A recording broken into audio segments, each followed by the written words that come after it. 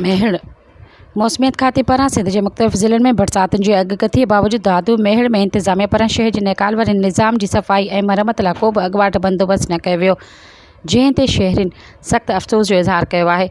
शहरियुनि लाॻापियल इदारनि खां फ़ौरी नोटिस वठण जी अपील कंदे चयो आहे त बरसातुनि दौरान पाणी बीहण सबबि शहरियुनि खे सख़्त मुश्किलातुनि खे मुंझणो पवंदो।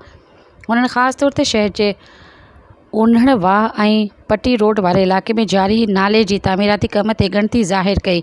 ज़रनि मुताबिक़ भट्टी रोड ते तामीर थींदड़ नाले जो टेंडर पास थियण बावजूदि मुबैना तौरु इंतज़ामिया जे मिली भगत सां इन लाइ जारी कयल करोड़नि रुपयनि जी रक़म हड़प थियण जा इंकशाफ साम्हूं आया आहिनि। भट्टी रोड जे रहिवासियुनि मीडिया सां ॻाल्हाईंदे ॿुधायो त लॻभॻि 5 महीना अॻु नाले जी तामीर जो कमु शुरू करण जो ऐलान कयो वियो हो, पर अमली तौर ते कमु न थियण बराबरि आहे।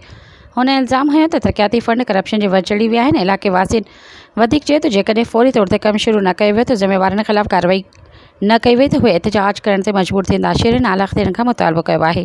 सब्सक्राइब कयो अवामी न्यूज़ HD खे ऐं ताज़ा तरीन ख़बरुनि लाइ ॾिसंदा रहो अवामी न्यूज़ HD।